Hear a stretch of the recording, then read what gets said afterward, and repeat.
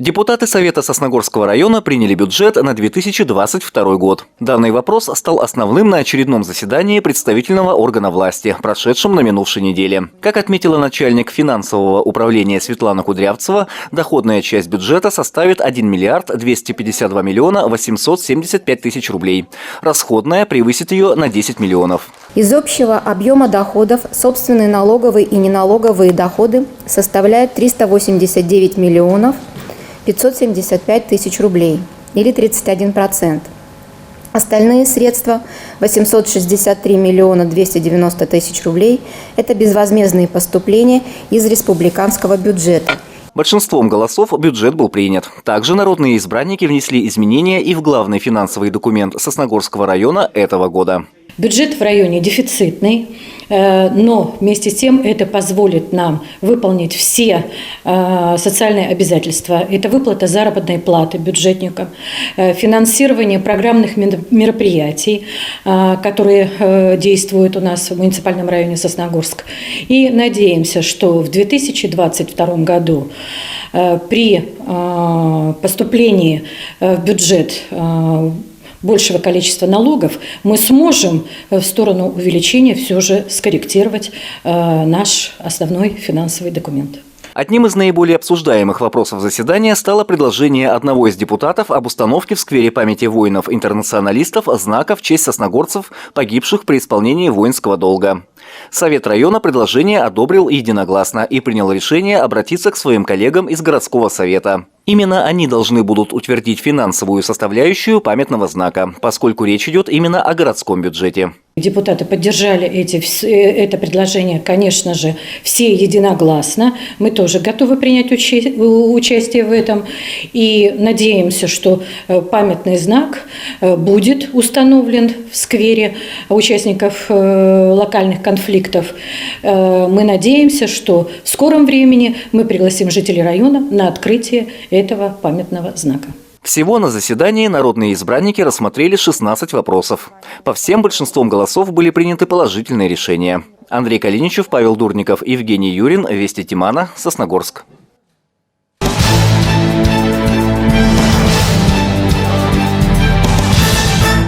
Традиционно перед Новым годом в Сосногорске проходит акция «Подари ребенку чудо». Городские предприятия и организации коллективно покупают сладкие подарки для детей и передают их сотрудникам Центра по предоставлению госуслуг в сфере социальной защиты населения. Участие в акции приняли и члены партии «Единая Россия». Депутаты муниципального района Сосногорск и городского поселения Сосногорск, члены партии «Единая Россия», собрались финансово и купили подарки для детей, которые находятся в трудной жизненной ситуации.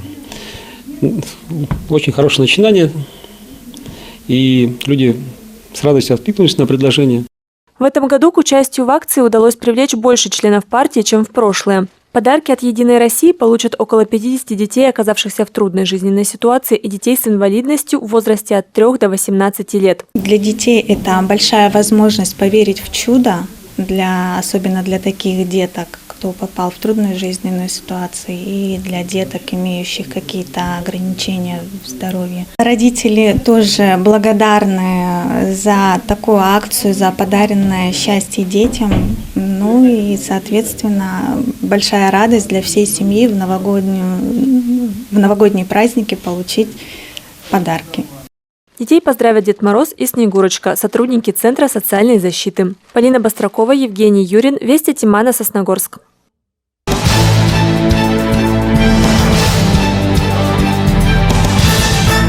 В Ледовом дворце «Звездный» на минувшей неделе завершились игры по хоккею в рамках первенства Коми. Среди участников юноши 2004 года рождения.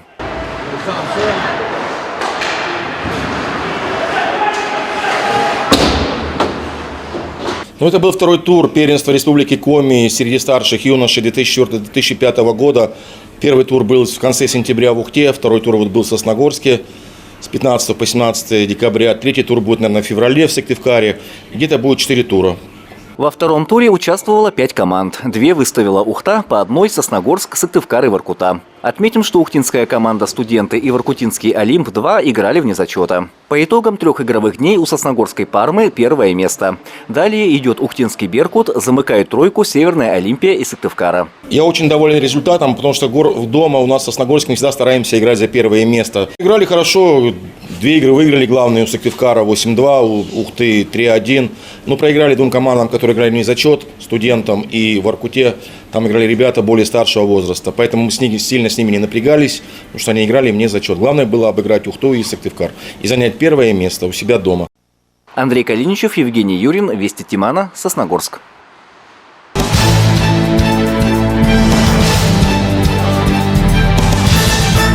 В Сосногорске открылся очередной зимний спортивный сезон. В минувшую субботу горожане собрались на стадионе Черемушки для того, чтобы вместе провести первые в этом году соревнования по лыжным гонкам. Замечательный праздник, морозный день, но мороз не испугал людей. Наши любители лыж пришли. Я думаю, покажут хорошие результаты сегодня. А мы увидим яркий праздник. На лыжню вышли любители и профессионалы, взрослые и дети. В зависимости от возраста участники соревнований прошли дистанцию от 1 до 5 километров. Сегодня у нас открытие лыжного сезона, которое мы долго ждали данное мероприятие.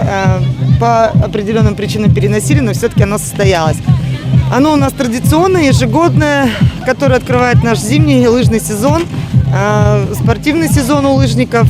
Дальше планируется много мероприятий спортивных, в том числе лыжных и различных, и массовых. Всегда ждем всех наших жителей на нашем замечательном лыжном стадионе. Многие участники соревнований пришли на стадион семьями. Сосногорск славится своими спортивными династиями. Но любовь к здоровому образу жизни своим детям передают и горожане, для которых лыжи не больше, чем хобби. Здесь, в Сосногорске, первый раз участвовал в открытии лыжного сезона еще в 1971 году. В 1971 году на старом стадионе «Локомотив». Тогда было очень прекрасно. Мне было всего 16 лет, и мы участвовали в эстафетных гонках. Сейчас эстафету принимает моя внучка. Тоже будет, говорю, будущая лыжница. Я каждый день хожу на лыжах и очень-очень прекрасно себя чувствую. С замечательным настроением. Лыжный спорт – это самый первый вид спорта на севере. Всех объединяет. Настроением пришли, конечно же, прекрасным. Это открытие сезона. К лыжному спорту относимся как любитель. С детьми выезжаем, часто катаемся. Второй ребенок, к сожалению, сегодня не пришел. У него в 12 часов также лыжи, только в Ухте. Там в кружке тоже занимается. Поэтому всем тоже такого же прекрасного настроения. Приняли участие в открытии зимнего сезона и трудовые коллективы. Они выступили в зачет круглогодичной спартакиады трудящихся Сосногорского района. Открытие лыжного сезона – это традиционное событие, которое нас всех объединяет и неизменно сопровождается хорошим настроением и улыбками. Мы очень долго ждали открытия лыжного сезона. Сегодня мы традиционно участвуем командой Дома детского творчества. И надеюсь, мы хорошо пробежим. Участники соревнований были отмечены традиционными грамотами. Кроме этого, результаты спортсменов были внесены в зачет комплекса «Готов к труду и обороне». Андрей Калиничев, Павел Дурников, Вести Тимана, Сосногорск.